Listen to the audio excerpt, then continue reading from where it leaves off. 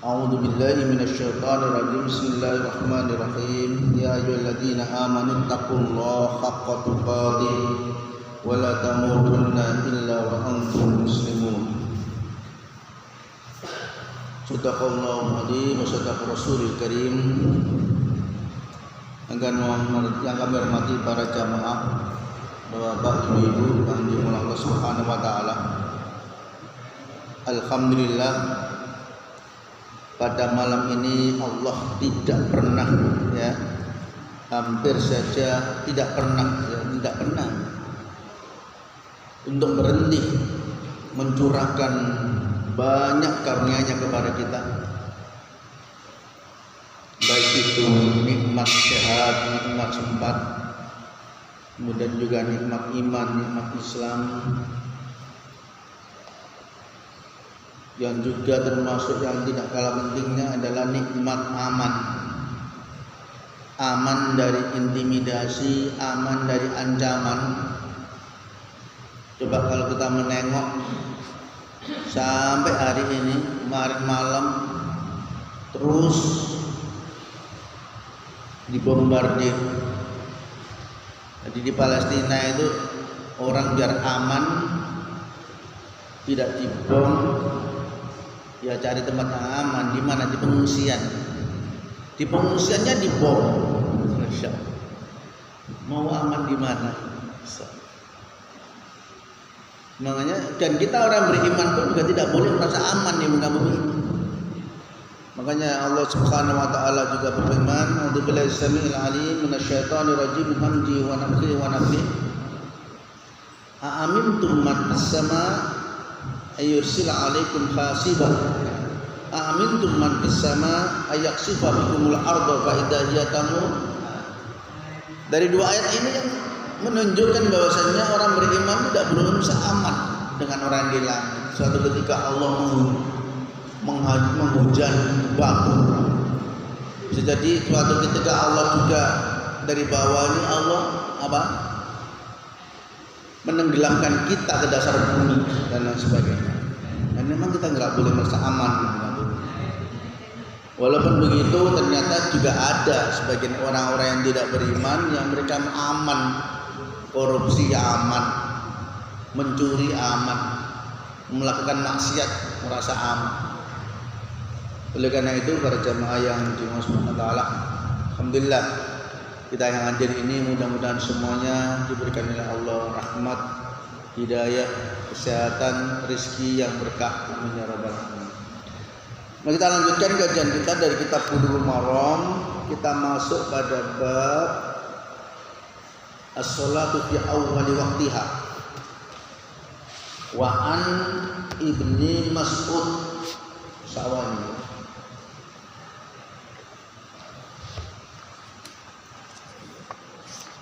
Wa an Ibni Mas'ud.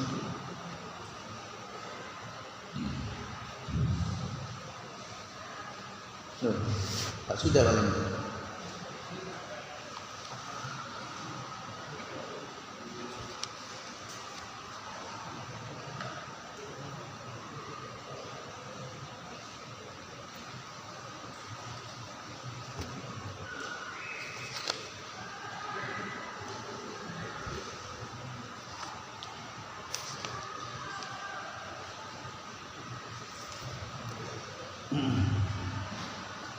Kan Abi Qatadah ya, kayaknya yang saya Abi Qatadah.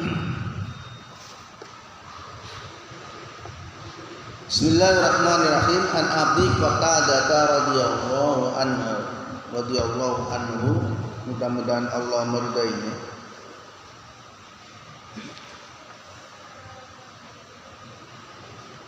Ya, ini bagi An Abi Qatadah.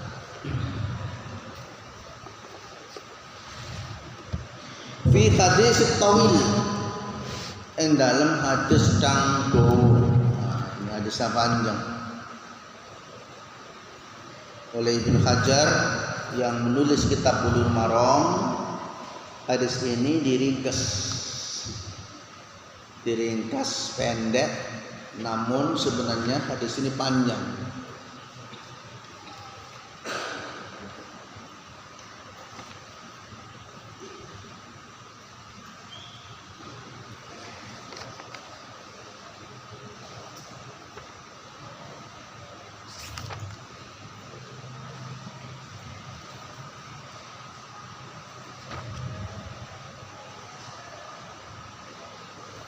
Fi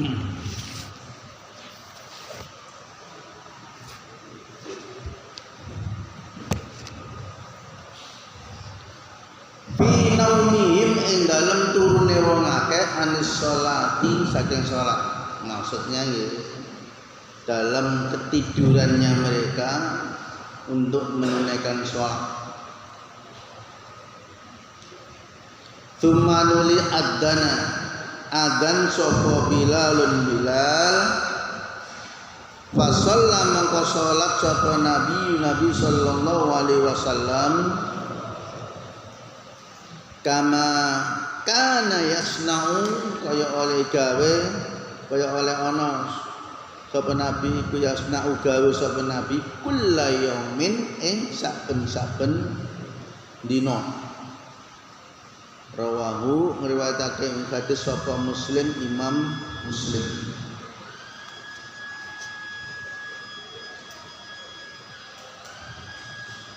Hadis ini memang benar sebagaimana dibacakan oleh Ibnu Hajar bahwasannya hadis ini panjang ya. Hadis ini hadis yang panjang.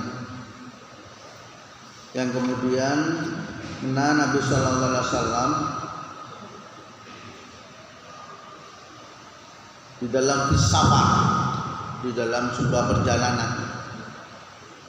Wa kana sallallahu alaihi wasallam yuhibbu syari fil lail, dan Nabi itu paling suka melakukan perjalanan itu di malam hari. Perjalanan jauh malam, jarang siang. Wa yaqutu ala dzalik, sehingga Nabi pun menganjurkan kepada seluruh umatnya, Nabi itu kalau bisa ya usahakan perjalanan jauh itu di malam hari. Akhirnya dalam perjalanan jauh itu fanamu fi akhiril lail. Akhirnya semua para sahabat pun ikut dalam perjalanan itu tidur di akhir malam.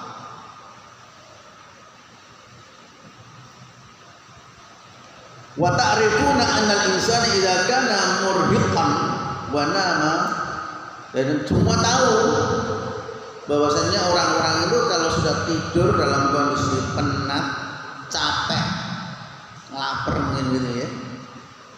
Penat, capek, kesel, tidur di akhir malam misalnya. Ya rata-rata ya enggak bangun. Wa nama fi akhiril lail, akhirnya para sahabat-sahabat itu pun tidur di akhir malam.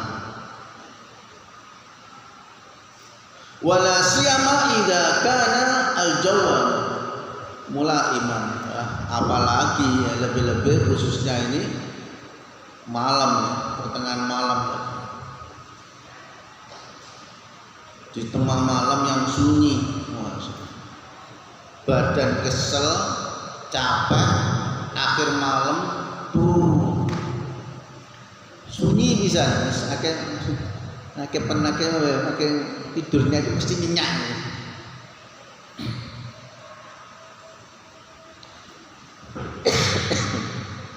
Fa inna sawfa yatagriqu fi naumi katsiran. Akhirnya ya kebanyakan dari para sahabat itu tenggelam tidur dalam malam itu.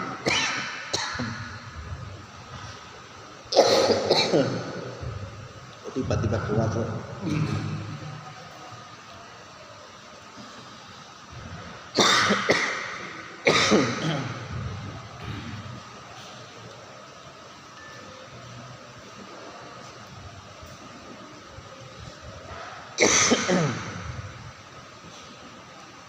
Saat itu kemudian Nabi SAW bersabda pada para sahabat lain, Mayar qabulana fajr, ayo siapa yang bisa membangunkan kami di waktu subuh? Faqala Bilal, ana ya Rasulullah. Oke, saya ya Rasulullah.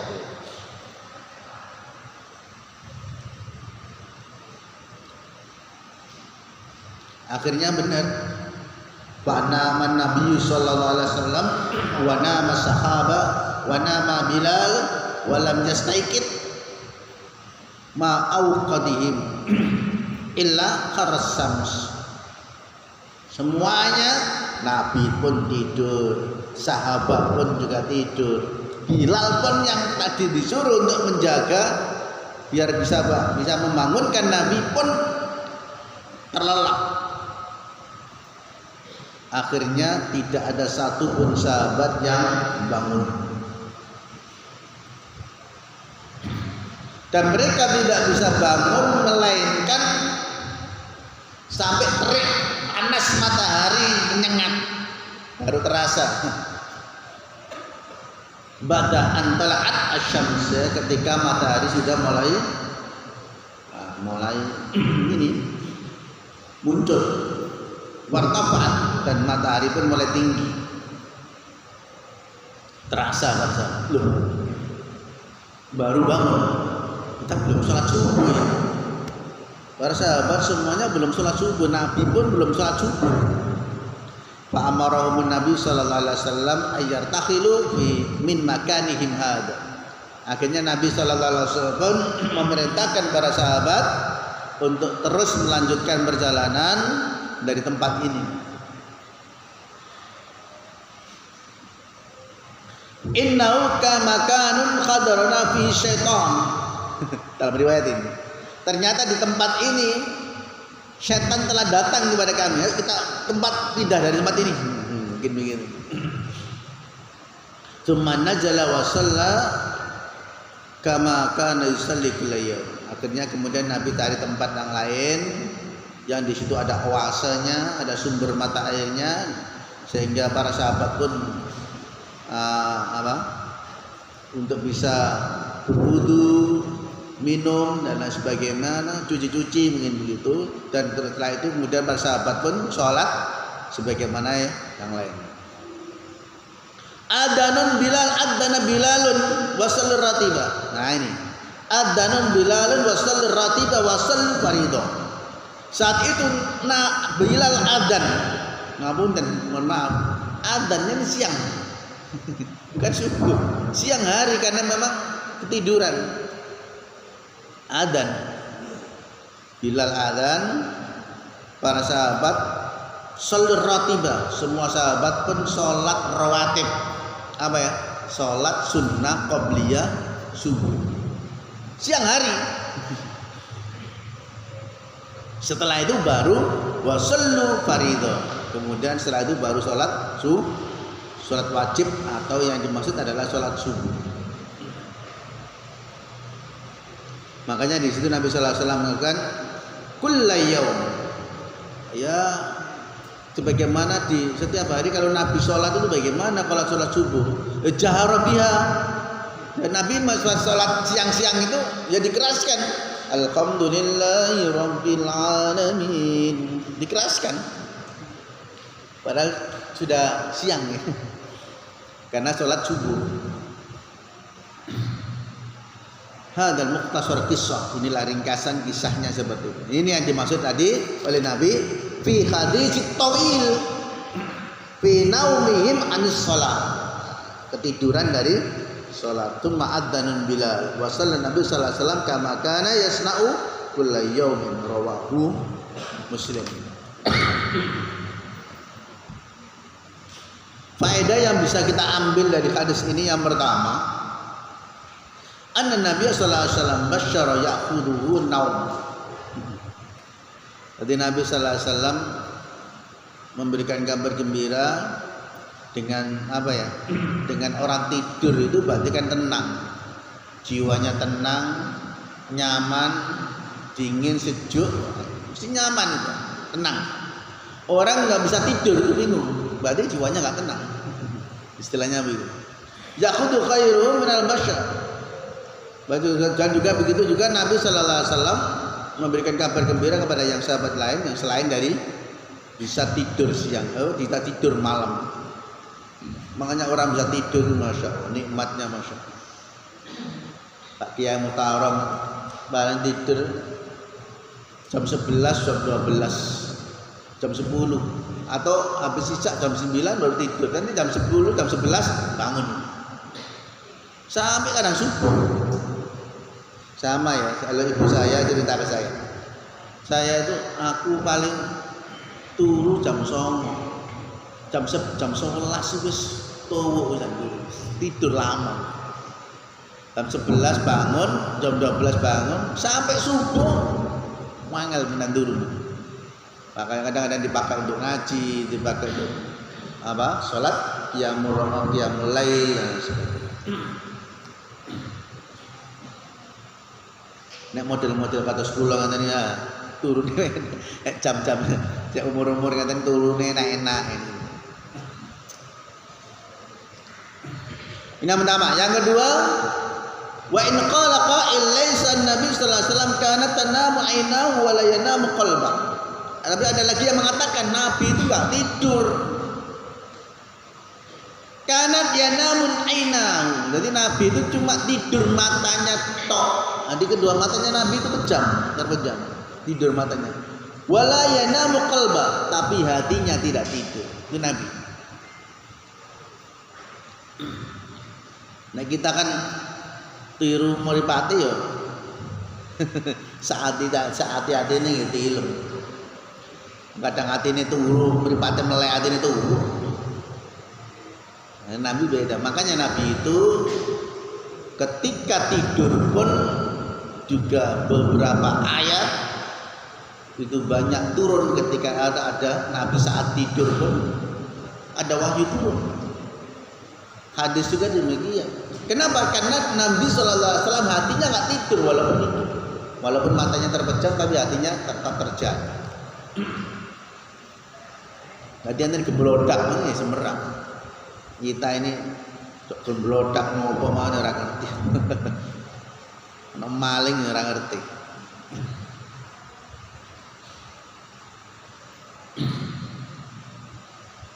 Para jamaah yang dimau subhanahu wa ta'ala. Kemudian berikutnya yang tiga, husnul khuluqin Nabi sallallahu alaihi wasallam li anna lam yubaqu Bilal. Inilah kebagusan sempurnanya akhlaknya Nabi sallallahu alaihi wasallam sehingga saat itu Nabi tidak mboten celah, mboten elek-elek no Bilal. Kamu dikon jogo gak jogo, kamu jaga malah ketiduran. Mboten elek-elek nih. Gak boleh dicaci dan lain sebagainya. Padahal Bilal yang disuruh tadi komitmen untuk menjaga, ternyata Bilal pun juga tidur. Makanya saat itu Bilal ditanya, gimana tanggung jawabnya wahai Bilal? Kamu tak suruh menjaga malah tidur. Kata Nabi sallallahu alaihi wasallam, ya Rasulullah Bilal. Akhirnya Bilal pun menjawab, ya Nabi, ya ada apa? Ya Rasulullah, aqadanil ladzi aqadakum yakni an-naum. Wis ngalap ni ingsun coba alladzi wong aqadakum kang ngalap kum sira kabeh apa an-naum itu. Ya kami pun tertimpa ngantuk tidur sebagaimana kalian juga tidur juga nyenyak. Saya pun juga nyenyak sama. Fasakatan Nabi. Akhirnya Nabi pun diam melihat jawaban Bilal. Wabe ngantuk, wabe capek nggih. Konjo koyo katut turu. Itulah Bilal. Berikutnya faedah dari hadis ini, annau yanbaghi idana itna jama'atun min makanin ayyartakhilu anhu. Nah, maka sepatutnya apabila ada kelompok jamaah tertidur di satu tempat, maka kalau mau sholat hendaklah ia melakukan perjalanan dulu. Berarti dekat langsung di situ. Mengapa? Li'anna syaitan hadarahum, karena setan hadir di antara mereka.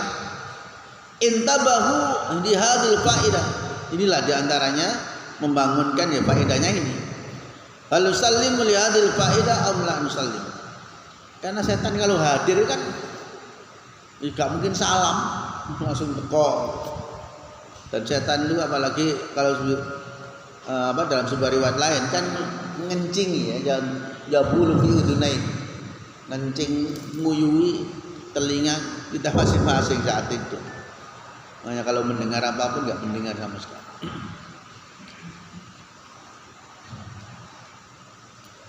Kemudian berjamaah yang dimulai Subhanahu wa taala. Faedah berikutnya, annahu idza fatatis salatu binaumin fa innahu la yasqutul adzan liha. Apabila sholat telah lewat, waktu sholat telah lewat karena ketiduran, sebab ketiduran, fa innahu la yasqutul adzan laha, maka tidak gugur syariat untuk adzannya tetap. Hada idza kanu jama'atun wa lam yu'adzin. Amma idza kanu fil balad fa adzanul biladul kafir. Tapi ini ada penjelasan begitu. Kalau memang jamaah ya dan tidak mendengar adzan sama sekali, ya udah, dia harus ada yang adzan. Tapi kalau misalkan ketidurannya dekat masjid, di situ ada yang adzan, jangan tertidur, maka nggak usah adzan, cukup diwakili oleh masjid tertentu itu sudah cukup. Nanti kita nggak usah adzan lagi.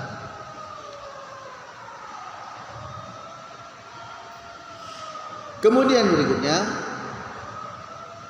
annal adzana innama huwa li'lan bi fi'li shalah. Jadi adzan itu untuk pemberitahuan untuk melakukan salat. La bil waqt. Karena Nabi sallallahu alaihi wasallam amara bil adzan. Nah, disinilah menjadi bukti bahwasannya adzan itu adalah untuk menunaikan salat, bukan karena waktunya.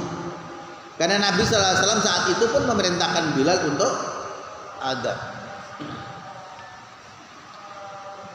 Dan terakhir, fil rawatib idza fatat ma'al fariidah wa faraid ila anna Nabi sallallahu alaihi wasallam ratiba tsumma shalla fariidah.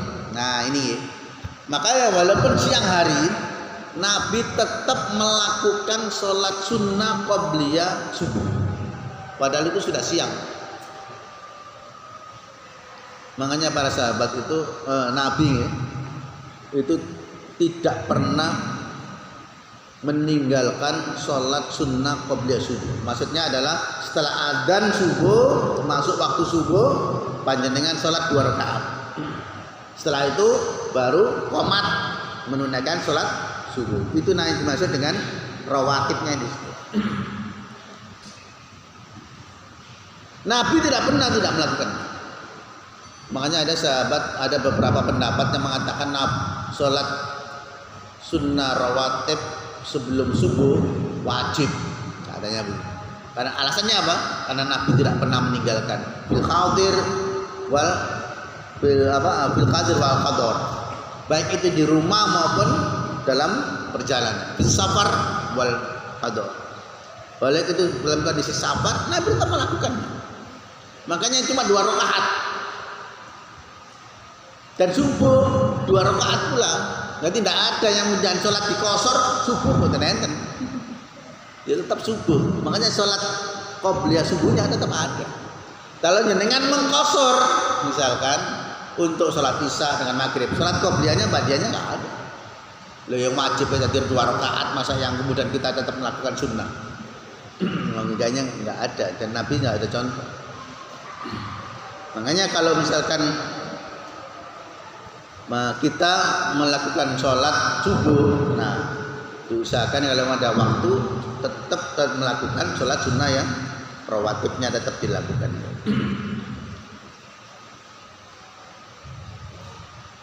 Dan Nabi Shallallahu Alaihi Wasallam pun juga melakukan itu dengan para sahabat yang lain, sehingga sholat sunnah rawatib ini tetap dilakukan oleh Rasul sallallahu alaihi wasallam. Oke. Hadis berikutnya. Walaulan itu kedua. Apa ini? Muslim ya. An Jabir saking Jabir anna Nabi sallallahu alaihi wasallam taqasaba Nabi Muzdalifatan dur Muzdalifah. Wa shalla maka sholat sapa Nabi biha kelawan di Musdalifah al-maghrib, salat maghrib. Wal isya lan salat isya bi adanin wahidin kelawan adan siji, maksudnya ya dengan satu adan. Wa iqamatain lan dua qomat. Maghrib, isya adanya cuma satu kali untuk karena ini di jamak ya, atau di qasar, tapi belum ada penjelasan, nanti ada dalam riwayat lain. Belum ada penjelasan, bisa jamak bisa qasar, maka qomatnya yang dua kali. Jadi maghrib di enten qomatnya, isya juga ada qomat. Cuma adanya satu kali.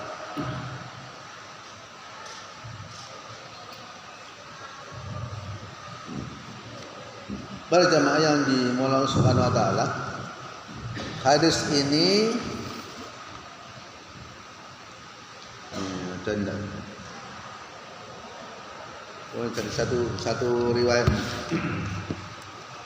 Walau lan iku kedua Muslim an Ibnu Umar, saking Ibnu Umar radhiyallahu anhu.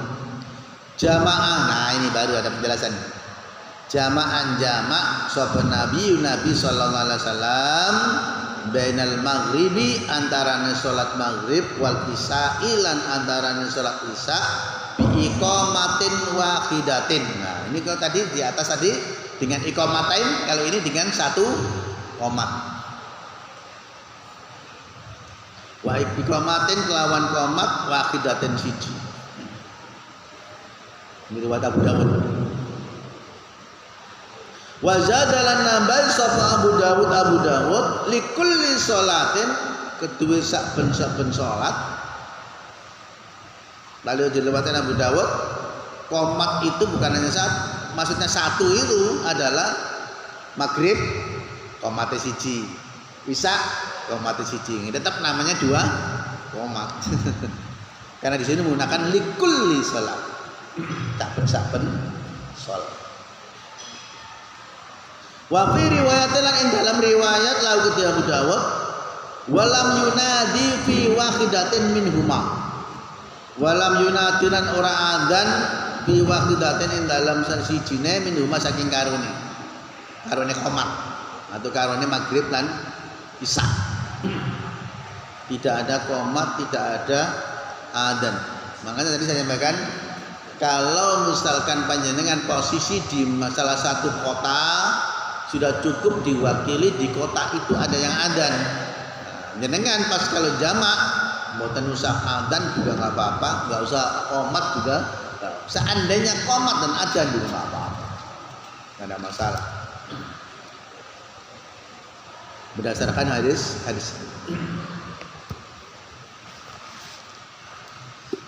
Para jamaah yang dimuliakan Subhanahu wa taala, setelah pelajaran yang bisa kita ambil dari hadis ini, yang pertama, masru'iyatul adzan wal iqamah lis sholatil faitah linaumin. Jadi disyariatkannya adzan dan qomat bagi sholat yang telah lewat disebabkan karena tidur. Berarti tadi sudah ya. Nah, ini sudah. Nah ini. Fi hadis Jabir yang di bawahnya. Dalilun ala anna sholatain al-majmu'atain fi waqtin wahidin lahuma. Nah ini namanya sholat jamak. Jadi sholat jamak Jabir ini dalil menunjukkan dalil bahwasanya dua sholat dijadikan satu waktu. Dua sholat dijadikan satu waktu. Waktunya yang dijadikan satu. Sholatnya tetap, itu namanya jamak. Maghrib 3 rakaat, isya 4 rakaat, dijadikan satu waktu, bisa geser tang maghribnya atau bisa geser ke isyanya. Itu namanya sholat jamak. Sing diringkes waktunya, yang jadikan satu waktunya bukan sholat. Nek sholat ya nanti masuk kosor, nah, beda.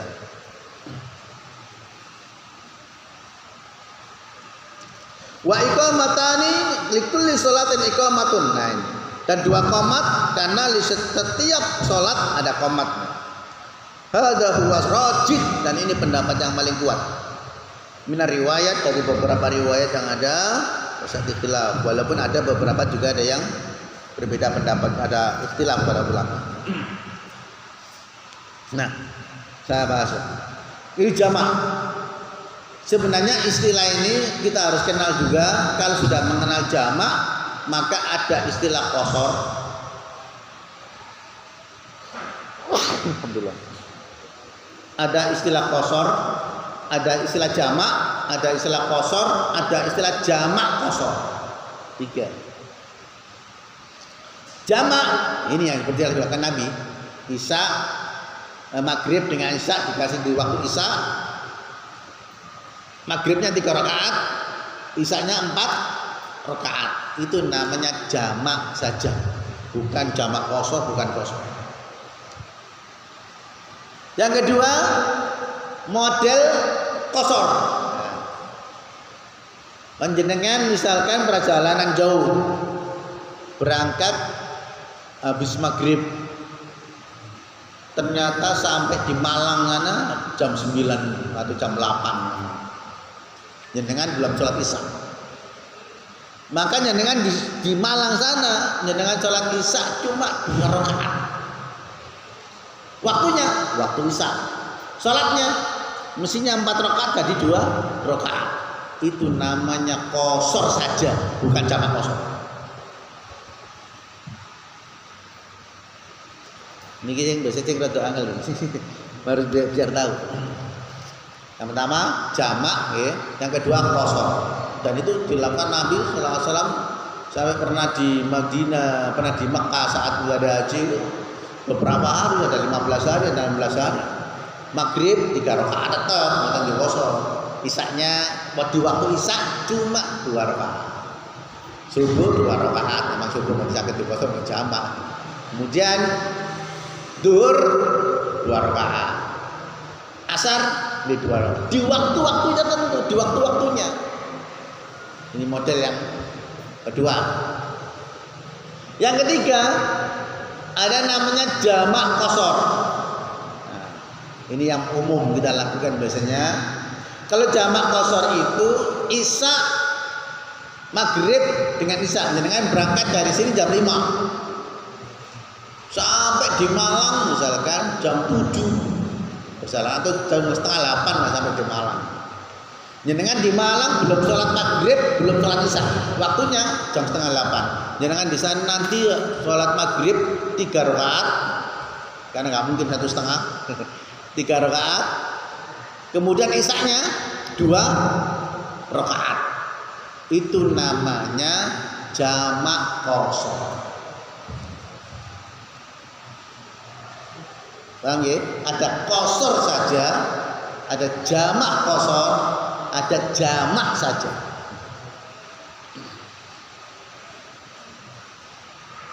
Karena ini istilah begini belum banyak yang paham kalau istilah jamak qasar itu hanya begitu. Tapi yang sering dilakukan jamak qasar. Nek qasar tok pernah enggak? Ini belum banyak melakukannya. Jamak tok pernah enggak? Belum banyak yang melakukan. Cuma kalau jamak saja itu Nabi Shallallahu Alaihi Wasallam melakukan tidak dibiasakan. Misalkan saya perjalanan dari Nganjuk dari Nganjuk jam 5, saya pulang karena di dalam bis sampai Bogor jam 7, sampai Bogor jam setengah 8, jam 7. Saya belum sholat maghrib, sholat isya. Aduh, di hujan deras bisa. Wah, saya nggak bisa, saya pulang aja, langsung grab sampai rumah.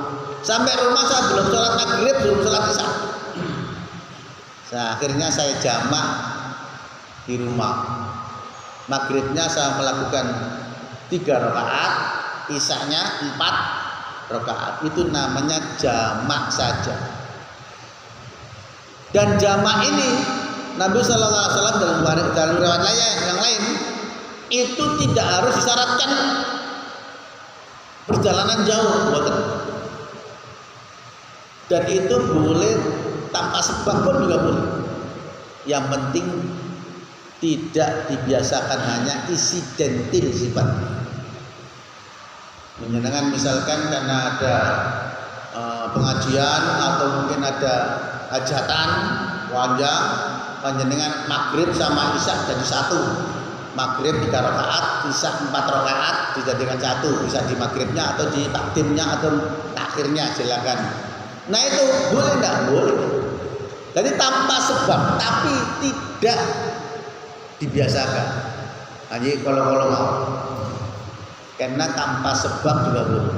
Tadi bukan karena sebab matorin, wala udrin juga boleh. Tanpa udur juga boleh. Hadis ini ada dalam kitab Naul Autor lebih lengkapnya. Temliki macam itu.